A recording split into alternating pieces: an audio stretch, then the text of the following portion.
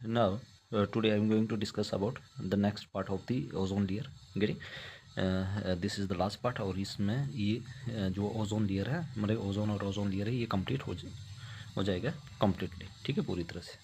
Getting अब हमारे पास क्या, the depletion of ozone is catalytic, ठीक है। जो डिप्लीशन है ओजोन लेयर वो क्या है हमारे पास, कैटालिस्टिक है। कैटालिस्ट जो रिएक्शन मतलब चीज़ों को क्या करता है, किस्म का फास्टन करता है, कैटालिस्टिक।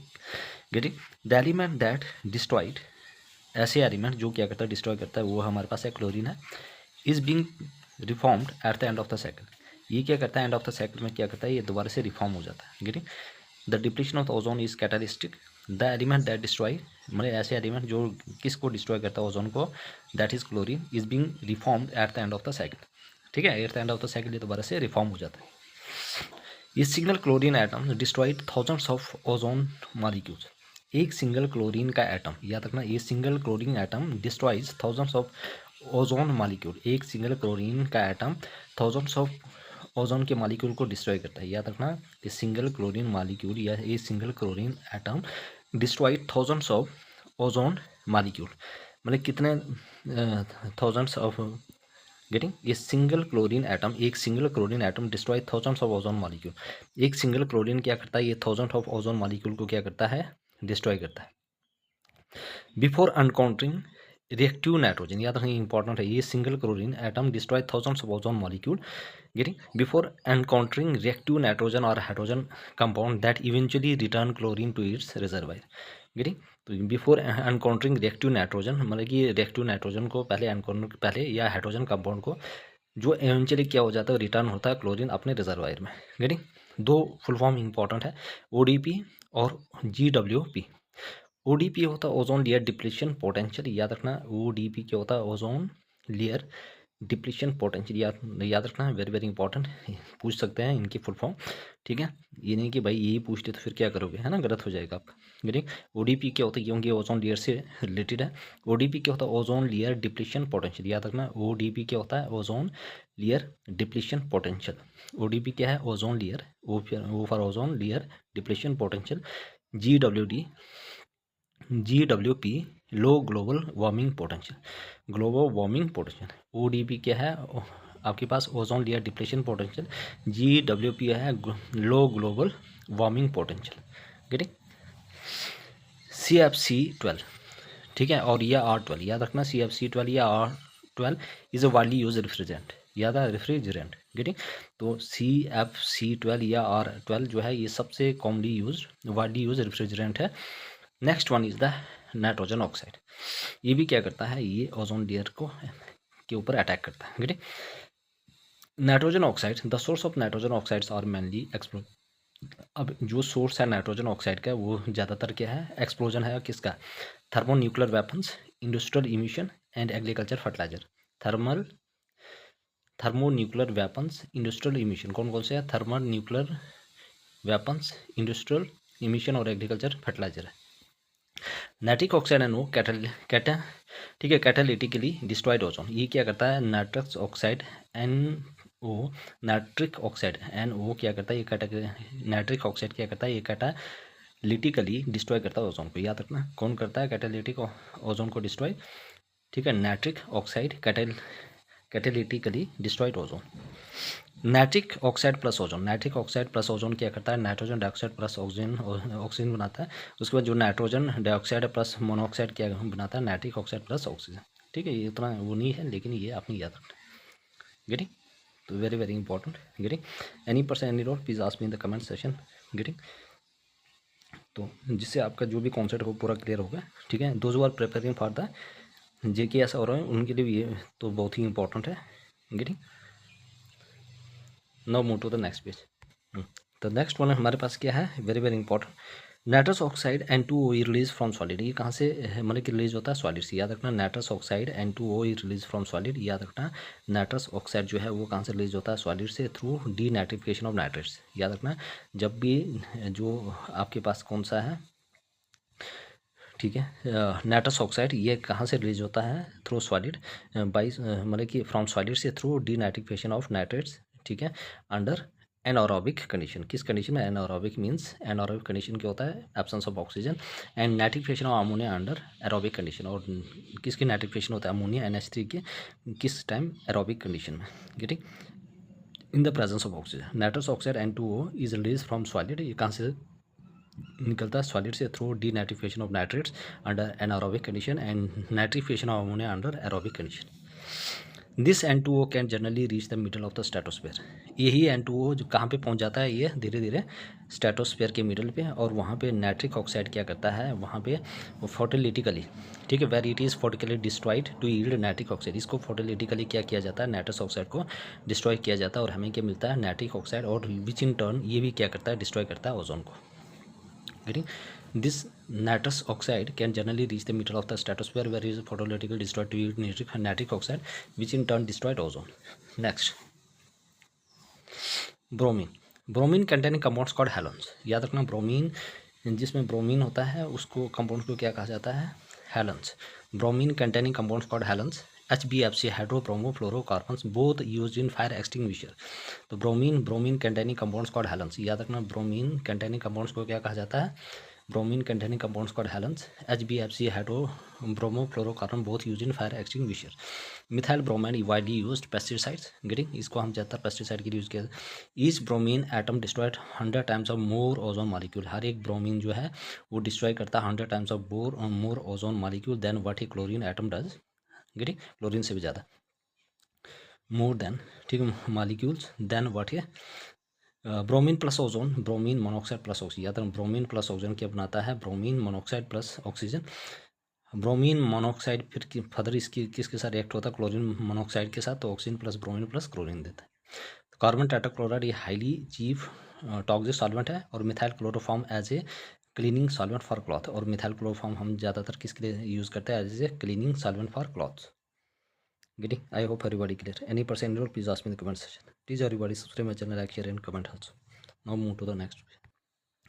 How to monitoring the ozone layer. अब ओजोन को किस तरह से मॉनिटर किया जाता है? याद रखना, monitoring the ozone layer. Getting some organisation that help in monitoring the atmosphere and form a network of information communication with the atmosphere including ozone layer monitoring. और याद रखना, कुछ ऐसे ऑर्गेनाइजेशन है, some organisation that help in monitoring the atmosphere. कुछ ऐसे organisation है जो क्या करती है? और एटमॉस्फेयर को मॉनिटर करती रहती है, चेक करती रहती है। Form a network of information communication, एक नेटवर्क लाइक स्ट्रक्चर बनाती है ताकि हर एक दूसरे से कम्युनिकेट कर सके। किसके बारे में? एटमॉस्फेयर के बारे में, including ozone layer monitoring.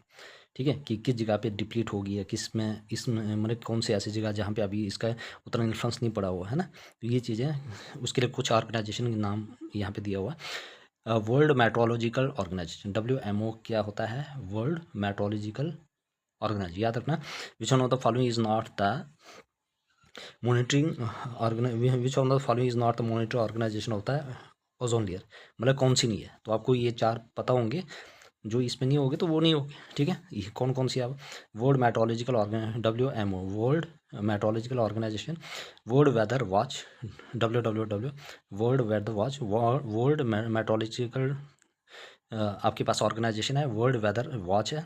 Integrated global ocean services system IGOS, integrated global ocean services system कौन कौन सा है? Integrated global ocean services system, integrated global ocean services system, और ग्लोबल क्लाइमेट ऑब्जर्विंग सिस्टम। और कौन से? Global climate observing system. ये 4 organisation very very important. ये क्या करता है? ये जो भी ओजोन लेयर है उसको बार बार, और एटमॉस्फेयर में जो भी चीज़ें हैं उसको बार बार मॉनिटर करती रहती है। कौन कौन सी है? पहले one is world monitoring organisation, उसके बाद आ गया second world watch, weather watch, integrated global ocean services system. याद रखना, integrated global ocean services system, integrated global ocean services system, और ग्लोबल क्लाइमेट ऑब्जर्विंग सिस्टम। अब है नेक्स्ट, रोल ऑफ पोलर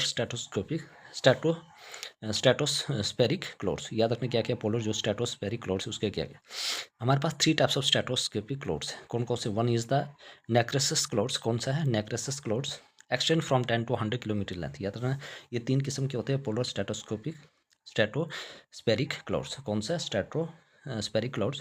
पहला कौन सा है? हमारे पास 3 किस्म के होता है, नार्को, ठीक है, नेक्रेस क्लाउड्स।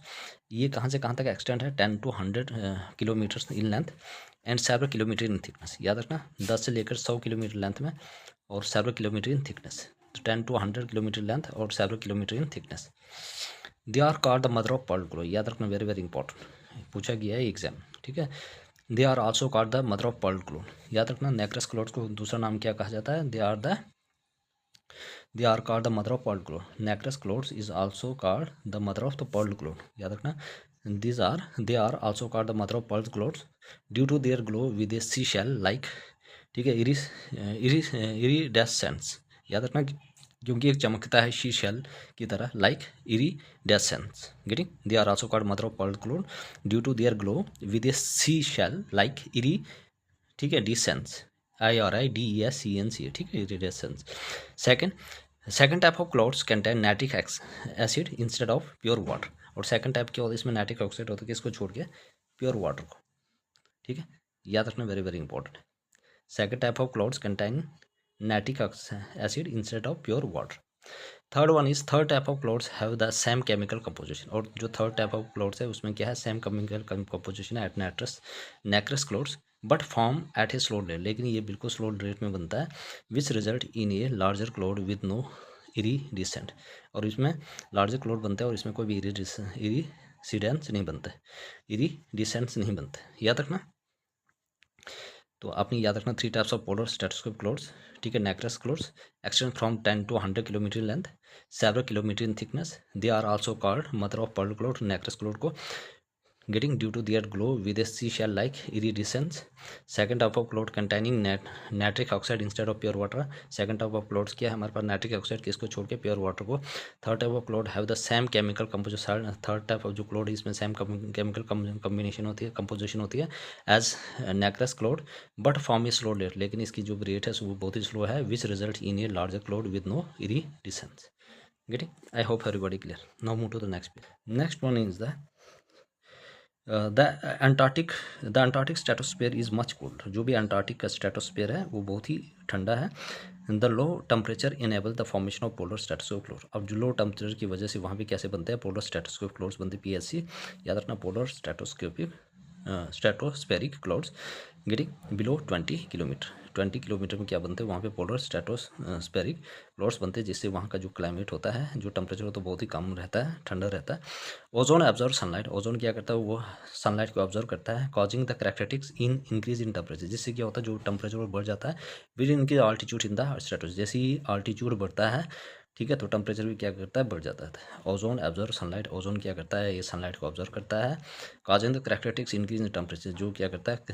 टेम्परेचर को इंक्रीज करते हुए increase altitude in the stratosphere, जैसे ही स्ट्रेटोस्फीयर की हाइट बढ़ती है तो वैसे ही टेम्परेचर भी बढ़ता जाता है।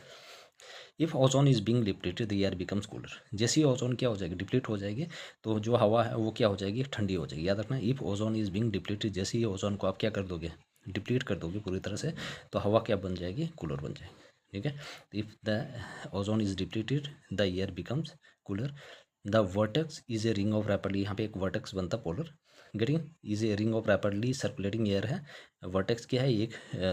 एक सर्कुलेटिंग एयर है, ठीक है। The vertex is a ring of rapidly circulating air, याद रखना, जो वर्टेक्स है ये रिंग ऑफ सर्कुलेटिंग एयर है। The vertex is a ring of rapidly circulating air, याद रखना, जो vortex is a rapidly circulating air that confines the ozone depletion in the Antarctic region, ठीक है, जो क्या करते हैं? ओजोन डिप्लेशन को कन्फाइन कर रखती है अंटार्कटिक रीजन में। Typically happening in the winter month leading to the ozone depletion where the Antarctic, ठीक है। Typically happening in the winter month leading to the ozone depletion where the inter, और winter month में तो ये ज़्यादा होती है, getting, depletion where the Antarctic, getting. I hope everybody clear. अब है Arctic ozone depletion. The ozone depletion has been increasing evident where the Arctic as well, और आर्टिक रीजन में भी ज़्यादातर इसकी डिप्लेशन हुई है। The Arctic ozone depletion which swept across Britain in March 1996, ठीक है, तो याद रखना, ये आर्टिक ओजोन डिप्लेशन वो स्वेप्ट हुई थी अक्रॉस ब्रिटेन में, इंग्लैंड में, कब? मार्च 1996 में। Which was the greatest depletion of ozone ever seen in the northern hemisphere. आज तक कभी नॉर्थन हेमिस्फीयर में ये ओजोन डिप्लेशन इतनी नहीं देखी हुई है जब 1996 में ये चीज़ें हुई थी, कहाँ पे? ब्रिटेन में। तो Arctic ozone depletion on the Arctic ozone depletion which swept across Britain in March 1996, which was the greatest depletion of ozone ever seen in the northern hemisphere, getting, तो नॉर्थन हेमिस्फीयर में ऐसी चीज़ें कभी नहीं हुई थी ठीक है, तो क्या है, Arctic ozone depletion which swept across Britain cup 1996 में, ये ग्रेटेस्ट डिप्लेशन थी of ozone ever seen in the northern hemisphere. ठीक है, जो नॉर्थर्न हेमिस्फीयर में ऐसे कभी नहीं दिखा था। Getting, I hope everybody clear. Now move to the next. अब ओजोन को किस तरह से मेजर किया जाता है, ठीक है, how how how it is measure. ठीक है, the ozone measurement instrument and technique are varied, है ना, इनके माने कि जो भी ओजोन मेजरमेंट और जो टेक्निक है वो बदलता जाता है। सम ऑफ देम आर द डोप्सन्स, ठीक है, स्पेक्ट्रो फोटोमीटर, याद रखना, सम ऑफ देम आर द, माने कुछ ऐसे इनको मेजरमेंट करने के लिए है जिसको कहा जाता है डॉप्सन स्पेक्ट्रो फोटोमीटर, याद रखना, डॉप्सन स्पेक्ट्रो फोटोमीटर। याद रखना ओजोन को किससे मेजर किया जाता है, अलग अलग इंस्ट्रूमेंट से, जैसे वन ऑफ द हमारे पास important instrument that is Dobson spectrophotometer. कौन सा है, डॉप्सन स्पेक्ट्रोफोटोमीटर।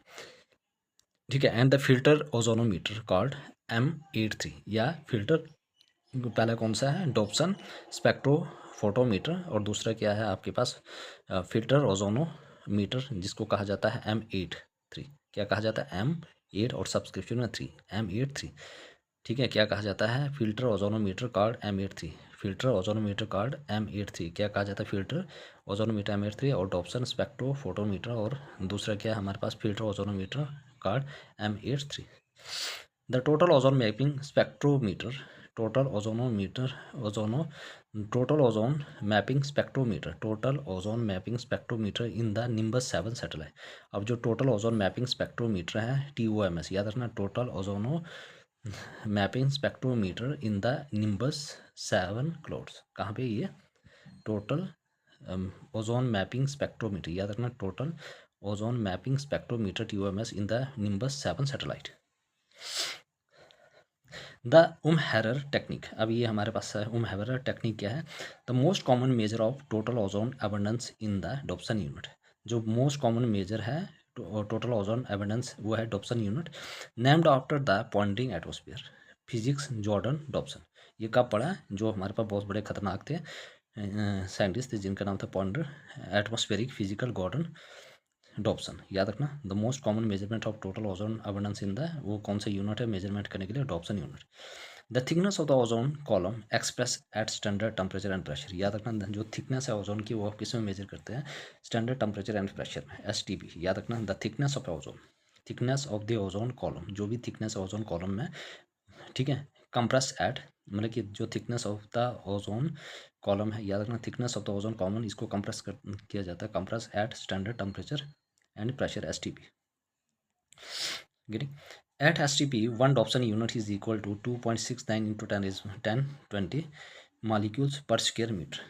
ठीक है, याद रखना 10 रेज पर 20 है। ठीक है, आई होप ये होगा 10 रेज पर 20, 10 रेज पर 20 क्या है आपके पास, 2.69 इंटू 10 रेज पर 20 मॉलिक्यूल्स पर स्क्वायर मीटर। याद रखना at STP standard temperature and pressure 1 Dobson unit, एक जो डॉप्सन यूनिट वो किसके बराबर है, 2.69 इंटू 10 रेज पर 20 मॉलिक्यूल्स पर स्क्वायर मीटर। ठीक है, 2.69 इंटू 10 रेज पर 2.69 इंटू 10 रेज पर 20 मॉलिक्यूल पर स्क्वायर मीटर।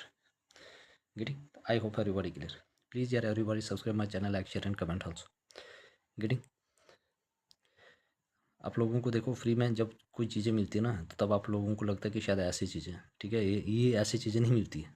गेटिंग, बहुत मेहनत लगती है इसके पीछे बनाने में।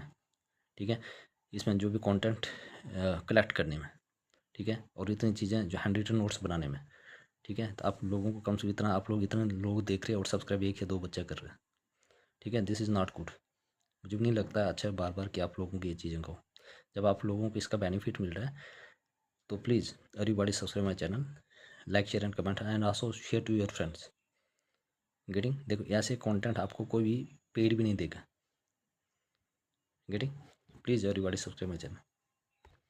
Next one is environmental effect of ozone depletion. अब एनवायरमेंट के ऊपर क्या इफेक्ट पड़ता है, decrease in the quantity of total column ozone, मतलब कि टोटल कॉलम ओजोन है वो क्या हो रहा है, दिन ब दिन डिक्रीज हो रहा है, tends to cause increase penetration of solar ultraviolet B radiation. अब जैसे हमारे पास जो भी ओजोन लेयर है वो धीरे धीरे डिक्रीज हो रही है, तो अल्ट्रावायलेट बी रेडिएशन जो क्या कर रहा है उसकी पेनिट्रेशन बढ़ रही है। गेटिंग, तो decrease in the quantity of total column ozone, याद रखना जो टोटल कॉलम ओजोन है उसकी कंसंट्रेशन कम हो रही है, मतलब उसकी क्वांटिटी कम हो रही है, जिससे क्या हो रहा है कि जो अल्ट्रावायलेट बी है उसकी पेनिट्रेशन बढ़ रही है on the surface of earth. याद रखना टोटल क्वांटिटी मतलब quantity of total column ozone, मतलब क्वांटिटी ऑफ किसका टोटल कॉलम ओजोन वो कम हो रही है, जिससे क्या कॉज हो रहा है, increase penetration of solar ultraviolet B radiation. Ultraviolet B radiation is the most energetic component of sunlight. याद रखना जो अल्ट्रावायलेट बी रेडिएशन है वो सबसे एनर्जेटिक कंपोनेंट ऑफ सनलाइट का रीचिंग द अर्थ सर्फेस। याद रखना very very important. Which one of the following, ultraviolet B A या अल्ट्रावायलेट बी, ठीक है। तो ultraviolet B radiation is the most energetic component of the sunlight reaching the earth surface. जो ultraviolet B radiation है ये सबसे energetic component है। याद रखना ultraviolet B radiation is the most energetic component of sunlight. ये सबसे एनर्जेटिक कंपोनेंट है किसका, सनलाइट का, जो कहाँ पे पहुँचता है, on the reaching the earth surface. It has profound effect, इसके बहुत सारे इफेक्ट हैं human health, animals, plants, macro organism, materials and on air quality. याद रखना किसके ऊपर इफेक्ट पड़ता है, ह्यूमन हेल्थ के ऊपर, एनिमल्स हो, प्लांट्स हो, मैक्रो ऑर्गेनिज्म हो, मटेरियल हो एंड एयर क्वालिटी गरी। तो याद रखना वेरी वेरी गुड। तो क्या हो रहा है कि decrease in the quantity of total column ozone, मतलब कि जो टोटल कॉलम ओजोन है ये इसकी क्वालिटी क्या हो रही है, बढ़ रही है, मतलब क्वांटिटी जो है वो कम हो रही है। याद रखना quantity, I am sorry quality बोलने के लिए, इट्स ए क्वांटिटी गिरी, मतलब कि कितना मैग्नीट्यूड गिरी, वो क्या हो रहा है, कम हो रही है। किसकी क्वांटिटी कम हो रही है, ओजोन की गिरी। 10 टू कॉज, जिससे क्या हो रहा है, जो अल्ट्रावायलेट बी जो है रेडिएशन वो पेनिट्रेट कर रही है on the surface of earth. Ultraviolet B radiation is most energetic component of sunlight. ये सबसे एनर्जेटिक कंपोनेंट है किसका, सनलाइट का, जो कहाँ पे पहुँच रही है, हमारे अर्थ के सतह पे। It has profound effect on, किसके ऊपर फर्क पड़ रहा है, ह्यूमन हेल्थ के ऊपर, animals, plants, macro organism, material and air quality. Effects on material, synthetic polymers, naturally occurring biopolymer. Synthetic जैसे मटेरियल के ऊपर भी फर्क पड़ रहा है। सिंथेटिक पॉलीमर्स है नेचुरली, देखो पॉलीमर्स किससे बनता है, जो भी synthetic monomers, you are already, ठीक है, रेड अबाउट दिस, तो synthetic polymers naturally occurring biopolymers है। याद रखना सिंथेटिक जो पॉलीमर्स है वो नेचुरली ऑकरिंग बायोपॉलीमर्स है, as well as some other material of common interest और adversely effect by solar ultraviolet. जो भी ये जो मटेरियल है किसके द्वारा इफेक्ट हो रहा है, अल्ट्रावायलेट रेडिएशन के द्वारा गिरी। An increase in the solar ultraviolet B content due to partial ozone depletion with therefore extend the photo degradation role of this material limited their life of डूट्स। अब अल्ट्रावायलेट बी रेडिएशन की concentration बढ़ रही है, तो जिससे बहुत सारी चीज़ों के ऊपर फ़र्क पड़ रहा है, और जो भी ये फोटो ग्रेडेशन रेट्स है और मटेरियल का, इसको भी जो भी आउटडोर जो लाइफ है उसको भी आउट कम कर रहा है, उसको भी कम कर रहा है। Getting any person indoor, please ask me in the comment section. ठीक है, any queries regarding of this please ask me in the comment section. Getting तो ओजोन लेयर का जो भी पूरा टॉपिक था जो आपके पास लेबॉर्ट्री अटेंडेंट के सिलेबस में दिया हुआ है, और अभी भी जो हमारे पास फाइनेंस अकाउंट असिस्टेंट का सिलेबस आया हुआ है, इसमें भी साइंस के पोर्शन में ये चीज़ें दी गई है। ठीक है, तो ये मैं यहाँ पे मैंने पूरी तरह से कंप्लीट करवा चुका हूँ। अब इसके बाद आएगा आपके पास ग्रीन हाउस इफेक्ट, ठीक है, और एनवायरमेंटल पोल्यूशन, 2 लेक्चर उस पर आएंगे, और ये पूरी तरह से कंपोनेंट क्या हो जाएगा, ये कंप्लीट हो जाएगा। ठीक है, और उसमें भी अभी फाइनेंस अकाउंट असिस्टेंट के लिए बायोडाइवर्सिटी बचता है, इकोलॉजिकल बचता है, ठीक है, वो मैं अलग से कराऊंगा। गेटिंग तो प्लीज़ यार एवरीवन, देखो कराने में मुझे भी एक मोटिवेशन मिलता है जब आप लोग सब्सक्राइब करते हो। गेटिंग अब सब्सक्राइब नहीं करोगे तो मुझे भी लेक्चर अपलोड करने को दिल नहीं करता कि भाई जब आप लोग वही सब्सक्राइब नहीं कर रहे हो, लाइक शेयर कमेंट नहीं कर रहे हो। गेटिंग मैं भी डिमोटिवेट हो जाता हूँ। ठीक, इसलिए please everybody subscribe my channel, like share and comment also, ताकि मुझे बूस्ट मिलता है कि मैं आप लोगों के लिए हर एक कंपोनेंट कंप्लीट करूँ इस चैनल पे। गेटिंग और मैं हैंड रिटन नोट्स लेकर आ रहा हूँ ये सारी चीज़ें। Getting any person and note please ask me in the comment section. देख लेना जब भी आपकी एग्जाम होंगे ना तो यहाँ से एक सवाल भी बाहर नहीं आएगा एनवायरमेंट से, ठीक है, जो भी सिलेबस में दिया हुआ। गेटिंग मिलते हैं नेक्स्ट।